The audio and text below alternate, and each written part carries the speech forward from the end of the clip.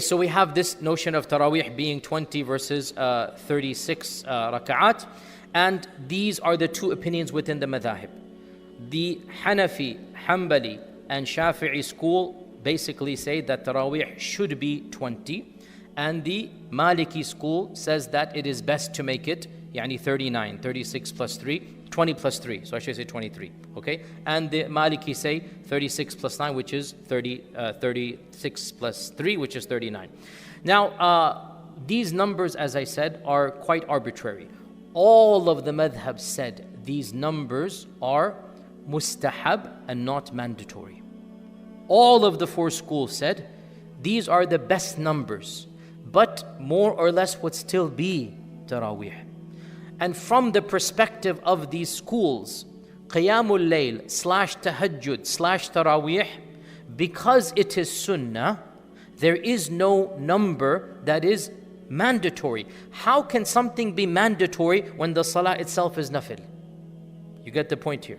How can a number be mandatory when the Salah is nafil? By definition, nafil is you want to pray, you want to pray, you don't want to pray, you don't want to pray. So if you pray 2 or 4 or 8 or 12 or 16 or 50, however you want to pray, all of it is jaiz. This is the default of the basically all four schools. The only question is, what is the best number? What is the ideal number? And from this we said, the three schools said 20 plus 3 based upon the action of Umar ibn Khattab, and they said because he did it and all the Sahaba followed, well then we should follow them. And the Maliki school, they have their interpretation, and Amal Ahl al-Madinah, and they said we will go with 39.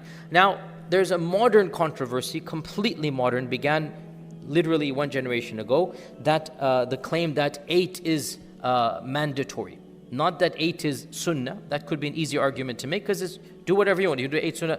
And this is a modern argument, and alhamdulillah, we have gone over these issues back and forth, and nobody in the history of the ummah before our great scholar of the last generation said that it is mandatory to make 8, and may Allah reward that scholar for his ijtihad and for his love of the sunnah. But in reality, this is an opinion that has no basis in the history of Islam. It's a nafil prayer.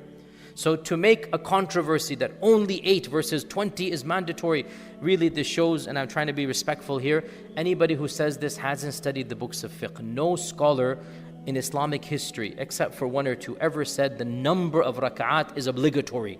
Pray whatever you want. It's a sunnah or a nafil prayer. If you want to pray 4 or 8, you pray according to your level of energy and level of enthusiasm. The only ikhtilaf in 99.999% of the ummah, which number is the better number, not which number is the wajib number. There's a big difference between the two. And as I said, the majority position is 20 is good. But what somebody's going to say, but didn't the Prophet ﷺ himself pray 8 plus 3, which is 11? And this is true, he did. And this is why Umar ibn Khattab began with 8 plus 3. And the Hanbali madhab says, if you're praying at home alone, then you should do 8 plus 3. But the jama'ah needs to take into account the weak and the elderly and the baby and the woman who has a child. The jama'ah has to take everybody into account. When you have a large congregation, you make things easy for the people. And so by making things easy, then you make that shorter and shorter.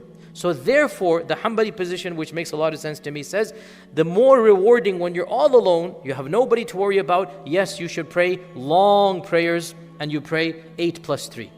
But when you're leading salah, or you're in a masjid and you have to take into account somebody has to go to the bathroom, somebody has an emergency call, his parents is calling him, whatever the case might be, you can't expect everybody to pray that long salah. Therefore, you cut it up into half, like Umar ibn Khattab did, and so the number 20 comes, and so that is why they say this. Wallahu ta'ala a'lam. Now another minor controversy, and we already mentioned this in Umar radiallahu anhu's statement.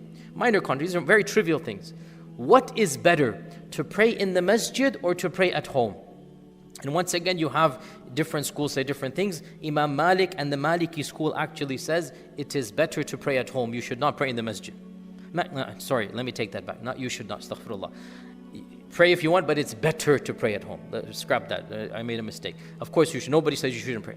Imam Malik and the Maliki school says it is better, mustahab, that you pray at home. Why? Who can tell me why?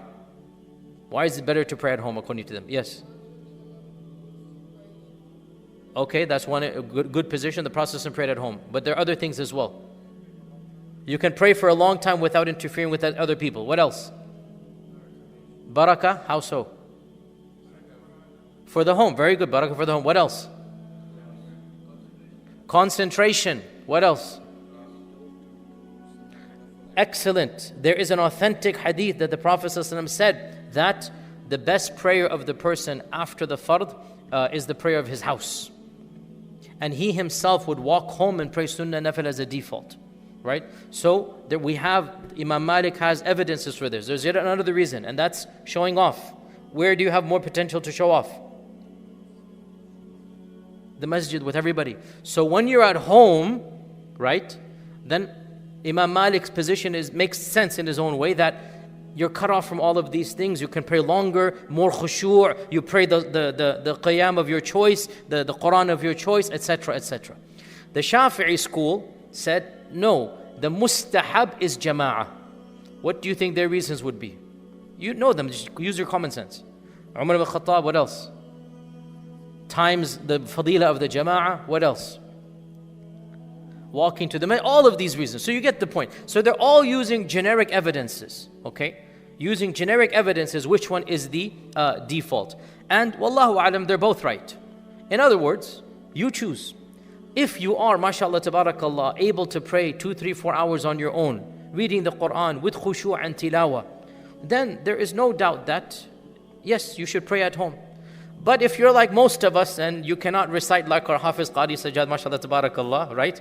And you need that motivation to, read Quran. And there is no doubt a barakah that comes in the masjid as well. And there's a feeling of awe, and there's a feeling of ukhuwa, and there's a feeling of iman, and there's a feeling of buzz that us weak people, we need that as well, right? Not all of us are like Umar ibn Khattab, who he himself, by the way, would not, here's the interesting point, he would not pray in the masjid.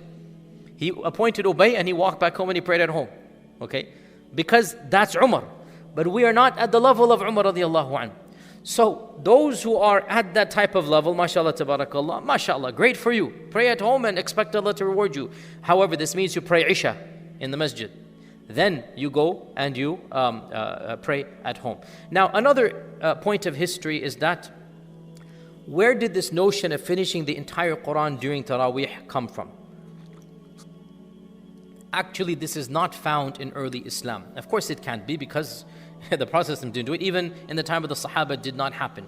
And in fact, Imam Malik, writing in 150 Hijrah or speaking in 150 Hijrah, he actually was not happy with this practice. And he said, as reported in the famous book Mudawwana, finishing the entire Quran during the Qiyam of Ramadan is not Sunnah. This is Imam Malik. Now, interesting point. People are already doing it. That's why he's commenting on it. So in 150 Hijrah, people are already finishing the whole Quran in Ramadan, in Taraweeh. And Imam Malik and others are like, I don't like this. It's not the Sunnah. We should not do this. And Abu al-Walid al-Baji died 474 Hijrah, one of the great scholars of the past. He writes, in the beginning, they would recite 30 verses or sometimes 20. And this was the case until the Battle of Harra. The Battle of Harra was when Yazid attacked Medina. I have a whole lecture online, you can listen to that. And after the Battle of Harra, the longevity of the tahajjud became difficult for them. So they cut back on the qira'ah and they increased the number of raka'at. And they started praying 36 raka'at with witr being 39. I.e., this is early Umayyad, as I said. Okay, so it was the early Umayyad time, they switched from 20 to 36. This is before Imam Malik, so a generation before Imam Malik.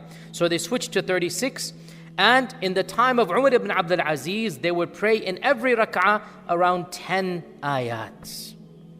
Short and sweet. You cannot pray 40 rak'at reciting half a juz in every rak'ah. You see my point?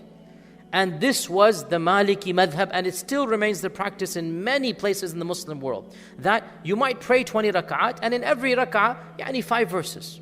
Because the point is, you need to make it easy for the people. Right? So in the Maliki school, in the Shafi'i school, these are the defaults. In most of the masajid you go to in the Muslim world, they actually do not finish the entire Quran in the majority of the masajid. If you want to do this, you do it at home. Because again, we're looking at the jama'ah. In the later Hanafi school, they encourage this, and it is not the default of the modern Hanafi school that they would like to finish the whole Quran during the time of Qiyam, and that's permissible, that is fine. But again, to be clear, obviously, the Prophet ﷺ did not institute Taraweeh in the first place in that manner, such that we can say that this is a sunnah.